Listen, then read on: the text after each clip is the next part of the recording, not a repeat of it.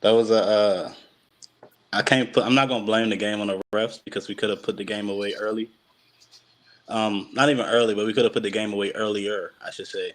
We long field goals, missed opportunities, penalties on offense. Whenever something good happened. Um, I know Joe was talking earlier about like a conspiracy that's going around, like and I think he was referring to like the NFL now wanting Dan Snyder in the playoffs at all. So I mean, because I hear y'all talking about the play with Terry McLaurin, and he looked over at the ref, and the ref gave him the okay, but as soon as he turned his head, like he threw the flag. So it was It's just like, crazy. but to the ref's defense, once he took the like when he asked the ref to like step up, Terry didn't look back at him to see if he was on point. He Yeah, he stepped up is. like an inch. But if he heard him say "you're good," like okay, like he said. I mean, regardless if you're on the line of scrimmage or not, I mean you should be in legal territory with the penalty shouldn't have been thrown. So that's one play. The blatant pass interference that everyone's talking about, so I ain't got to talk about that one. And then they just every time something good happened, it was taken away off a penalty. Even with the 2 point conversion, we missed the extra point after that. So I mean, they say it was a pick play, but if you're anywhere else on the field at any time and you like going to do a route, you say when you do a comeback, you go into the cornerback, you create contact, and then without pushing him, you turn around. So I mean, that's exactly what happened. He looked up. I mean, he ran. The cornerback is sitting right there. So what did he do? Create contact and turn around, and they call offensive pass interference, and that took away a 2 point conversion at a critical moment. Um, and it kept happening at critical moments. So it's not like we'd get the ball down the field, everything would be going easy, and then boom, penalty, back us up. We on the 2 yard line, penalty, back us up. Heineke scrambled to the 1 yard, half yard line, penalty. Next play, we had to back up. So I mean, we beat ourselves, but at the same time, they had help. So I mean, probably one of the first few times this season where Washington was like 67% chance to win on FanDuel. 67% of people betted that Washington win. So I mean, we can say I probably think that's probably like the first time that happened all season for real. So I mean, like It scared me. it's a lot going on. So it's like Washington only do good when they don't bet against us. When they bet against us. I mean, um, but yeah, we lost that game. It was bad. We kind of defense did well enough for us to win. They only allowed 13 points on offense. That critical fumble, the sack fumble touchdown. That was a critical moment in the game. That's really what killed it. Well, it didn't. I'm not even gonna say that killed it because we came back with more momentum, drove down the field again. So every time we got the ball, we punted the ball, but we drove down the field a good amount of times. Um, Taylor Heineke had a good game, 17 for 29, 249 and a touchdown. Brian Robinson, 12 carries, 89 yards. Um, 12 carries. 7.4 average. That was the average, 7.4 yards. Jahan Dotson, 4 catches, 105 yards. Woo! Curry, 6 catches, 70 yards. Um, all both of them had 6 targets. And like I know I've probably been the number one person to say, yeah, we need to get a franchise quarterback and stuff like that. And Taylor Heineke not it, but I mean, if you look at it, since Taylor Heineke came in, he has a he's over 500. He wins games. So with you being over 500, that's the most success the quarterback from Washington had over the past probably 30 years. and, that's, RG3. and the thing is Yeah, no, you can't forget no, about no, no, no, no, no, no, no, no. Taylor Heineke has a better record than Haji Three does. Oh, you mean yeah, Yeah, overall. So you're right. Overall, yeah, that's true. so Taylor Heineke has been the best thing that's happened to the Redskins at quarterback position since Brad Johnson, maybe. I Oh my god. so I mean, Woo. Hence the look, title, man. I can say whatever I want about stats, but like wins don't lie. You feel me? So I mean, as long as he's winning, look, bridge or no bridge, Taylor Heineke needs to start. And yes, he's short, and they need to tailor the offense around what he does best. Simply like the Eagles do with Jalen Hurts. Jalen Hurts not the best quarterback in the world. We all know he's not gonna make every throw, but Sirianni caters to what Hurts does. He can do 4 routes really well: the comeback, the out, the fade. and the screen. Like he throw those really, really well. And if you look at Jalen Hurts this whole season, those are the only routes that he thrown. So, well, I didn't say quick slant, did I? Well, Nah, you but didn't. But you said slant though. It falls in there. yeah. So I mean, like that's what because Heineke has fairy dust. Like he can make magic. So I mean, that's why it's so scary for us in the playoffs. If we can get there now, that chances drop from 81 to 38%. But I mean, I have confidence. We're gonna get the 49ers off the way next. It was a bad game. It was actually a good loss. Well, it's not. There's no such thing as a good loss. We lost that game, and it hurts. It hurts everybody. So they're gonna make up for it next game, and I guarantee the defense plays a lot better. And we only allow 13 points. So that's what I got to say for yesterday. That was deciding whether if I should play Call of Duty or not. All right after the game. So yeah, that's what I got. All right. Go ahead, Dave. He said something about the 49ers, man. I'm just glad Mark got on here and said what I've been trying to tell Joe for like the last 5 weeks. Hey, Mark, only thing I'm going to tell you is I've been quiet this entire time. I'm going to stay quiet. But I guarantee you, if what happens next week happens, just know I'm coming at your neck in the chat. That's all I'm going to say. Hey, look, y'all better lose. That's all. I've been telling Joe that y'all are good, and I respect y'all enough that y'all got a chance to win that game. But all I'm saying is, if we win, I'm coming at you. Before you go, Joe, let them know that you can tell them that how I feel about the 49ers for real. Yes, I want to win, but I feel like the 49ers probably is the best team in the NFC. So, oh wow, yeah, coming at I want y'all like y'all on the list. I want to knock the best off. Well, so, I know you don't like the Eagles, so I definitely respect it. No, I respect it. I feel like y'all defense better than the Eagles, but offensive wise, that's no argument there. They proved that. We definitely had the best defense. Our defense better than the Eagles, but their offense is that's debatable. It's their offense is better. Man, they offense get some lucky stuff, man. Like I'm going off for what they've done. We watched the games, man. They be getting some lucky stuff, but their offense is really lucky. Their offense is better than out. They have the better quarterback. They got the better receivers right now, so they have a better offense. But all I'm saying is, I believe in my defense. So I got if we play them in the playoffs, all I'm going to say is watch out. That's all. Their offense is better mainly because of Jalen Hurts in that system.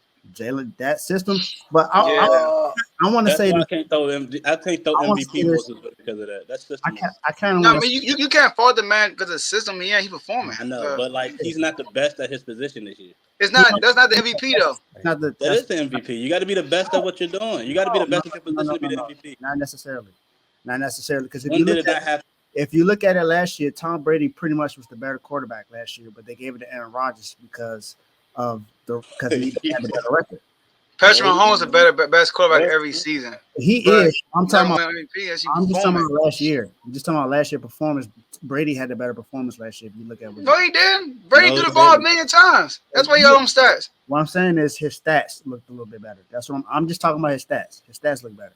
A-Rod was the best quarterback in the league last year, so he got that MVP. Can I finish, sir? He won't let you finish. I'm sorry. I'm pulling the Kevin. Yes, I'm pretty much agreeing with Joe. You can't blame Jalen Hurts for playing well in that system. If you look at any quarterback, they play well for their system. Patrick Mahomes, that system is catered to him. He's able to do what he wants to do in that system. Brady, when he went to Tampa Bay, he bought that system he had in New England to be successful in Tampa Bay. If you look at Aaron Rodgers, that system is better for him. Taylor Heineke, that system fits him. It don't fit Carson Wentz because look at the difference between when they were both in there. Taylor Heineke plays better with that team. He has more moxie. He puts more energy in that team. That's just how it is. And then you look at look at this shit. Look at the difference. Even though Brock Purdy's only played 3 games, look at the difference between him and Jimmy G. Jimmy D played well, but he didn't play like this. He didn't play. Y'all. Listen, I want to turn this to the Eagles segment. Forget them Eagles. I know. Let me put them on the grill real quick. But this is But one thing I want to say about Taylor Heineke too, though, is that he makes some really dynamic passes. He really does. But Joe, like you said, he always makes those mistakes when you don't want him to. He That's makes because them. there's no You want him to trust. do it. You want him to do it early, so he won't do it late. He Crazy didn't- thing is, those are coachable mistakes. Yeah. Listen, Taylor Heineke had. All right, listen. He took a bad sack when we had a good drive. Yep. Took a terrible sack, throw the ball away. That Mhm. sack took us out of field goal range. That's number one. He got sacked, fumbled. You can blame the offensive line. I got you. You fumbled once, so your awareness should be heightened. You know they are trying to get the ball out. Exactly. You fumbled in the red zone when we got another momentum drive. Yep. 2 momentum drives we had was taken away because of Heineke. The run on the sideline, he should have scored. But instead, he's trying to have a highlight play like he did with the Bucks. He should have cut up. He should have cut up. He tripped. Now, Jahan Dotson did miss a block. I He get did you on trip. that. But he should have cut up. He tripped. He had a lane right there, but he went to the tripped. corner. He tripped. Yep. Once he tripped. cut, he had it.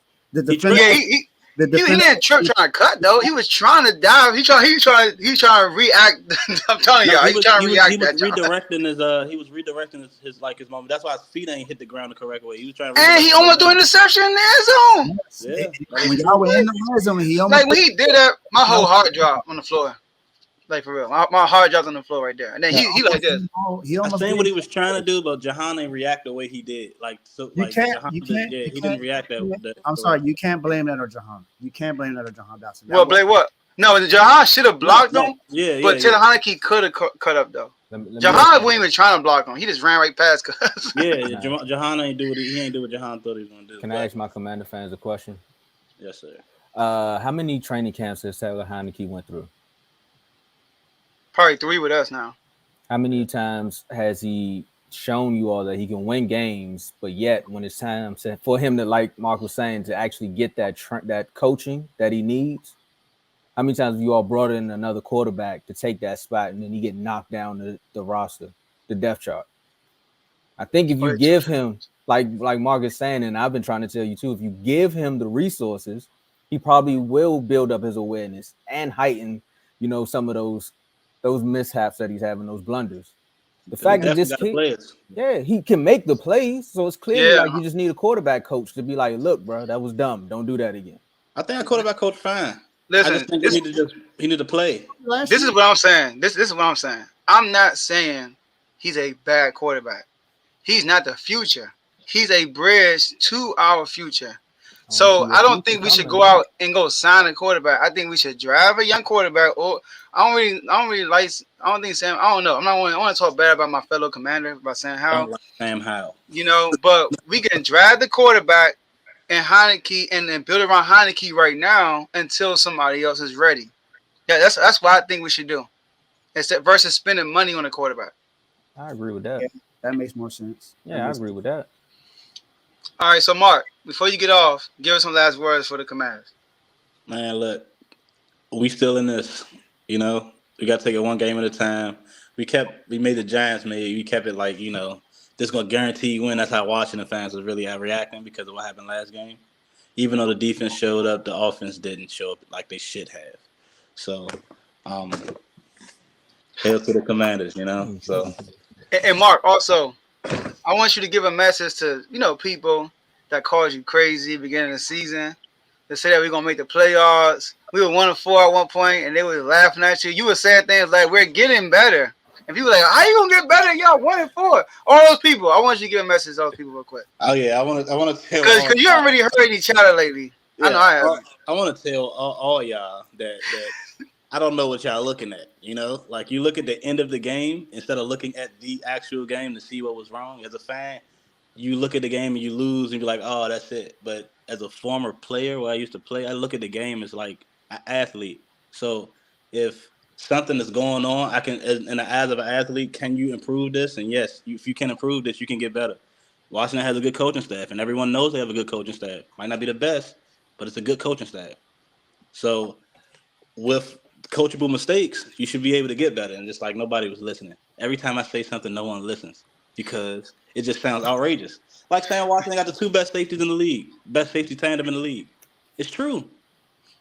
Derek Force and Cam Curl, the two best safeties in the league. Like the two best safety tandem, not 1 and 2, but like they got two safeties in the top 5. So I mean, like, ain't no other team got that. So it's we coming for the 49ers neck. That's all. So I mean, I just want to throw out there 2 things. I laughed when you said y'all were gonna win the division. Not that y'all can get better. Oh, sure. That's when I laughed. We could have won. We could have won the division, but we beat ourselves. We shouldn't have lost a couple games that we lost, but we could have. I'm probably the only person in the chat that didn't laugh at all. But like, what I do want to say though, I do want to apologize to the Eagles fans. I talk a lot of trash. I still believe y'all not better than us. But y'all actually, what Kevin said, this is Kevin said y'all was gonna win 13 games. Like this record was 13-4. And he was right. I'm not saying they're gonna lose out, but they hit 13. So I mean, it's a feat right there by itself. Hey Mark. Yeah. When you walk in Baskin Robbins and you see all the 31 flavors, that's what their schedule was. It was slim pickings, bro. I would have said they were gonna win 13 games too, bro. Like, come on, it was that easy. Funny, you're right. You're right. But I don't think I'm not trying to hate on Hurts, but I don't think he like deserved MVP because he's not playing quarterback better than the best. He's not being the best quarterback in the league right now. So who should get it then? The system is catering to him. So who should get it? Who should get it? Yeah. Patrick Mahomes. Like that's Patrick or Tua. Like that's Tua no. Yeah, I'm serious. All right, wait till the season is over. And I gotta after every game y'all say, oh yeah, Tua no, but then Tua come back and do something miraculous and be like, oh, Tua's back. All right, but I think number 1 or 2 right now is it's Patrick and Josh Allen. So I mean, like you'll see when it comes out because this is the way everyone's betting. So I mean, so you got Tua, Josh Allen, and Patrick Mahomes over Hurts. No, I mean honestly, Hurts should be like number 2. He's probably number 2 right now or number 3. I don't have him there, but like overall, Hurts is like top 3 right now, and I don't believe he'd even deserve it. Like, so who's your top 3? Is your top 3 Mahomes, Allen, and Tua? Yep. Okay, I want to say one thing. Again, Mark, thanks for coming on the show. But I want to say this because we know Kevin gonna kill us with all these statistics. We can't say that it's a system thing with Hurts because he had 99 offensive coordinators, and this is finally the year where he had the coordinator back to back. So I just want to throw that out there, guys, to save us all some memes. No, I'll give it to Hurts. Hurts a black quarterback, so I don't want him to do bad anyway. But, yeah, but he will throw it out there. He'll find it. Yeah, the Eagles will find something. Like Hurts has been in the league since Brady was born. It's crazy how they find stats, man. I'm just saving us all. I will say this. I know it's not an Eagles session, but he has played for it to be his second year. He has played well. For a sophomore season, is usually you expect a sophomore slump. He played good enough not to lose. There we go. Let's go to the next subject. I'll be quiet. It's gonna get ugly in here. He played good enough not to lose. It's gonna get ugly. It's heating up. He's a winner. That's all it takes to win the game. He's a winner. So I mean, it is what it is. Like, but he does. Yeah. He's a winner. It is what it is after that. Anytime you go get somebody's best friend from college, of course they're gonna start throwing the ball perfect. Look at Burrow. Look at Derek Carr. It just happens. AJ Brown ain't their number 1 for real. It should be Devontae Adams, but that's just me. That's another topic. That's another topic. I'll bring that up on Thursday. I got you. I'm with you, bro. There's gonna be a good episode. There's gonna be a good episode.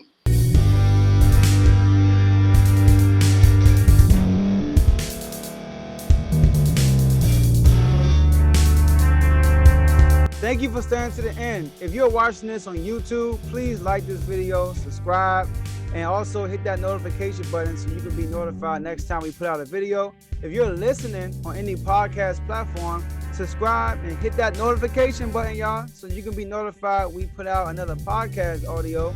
And last but not least, hit that share button. No matter what you're listening to or watching it, hit that share button and send it to somebody that you know that would love to watch this episode you just listened to. So once again, thank you for staying to the end, and we'll see y'all in the next episode.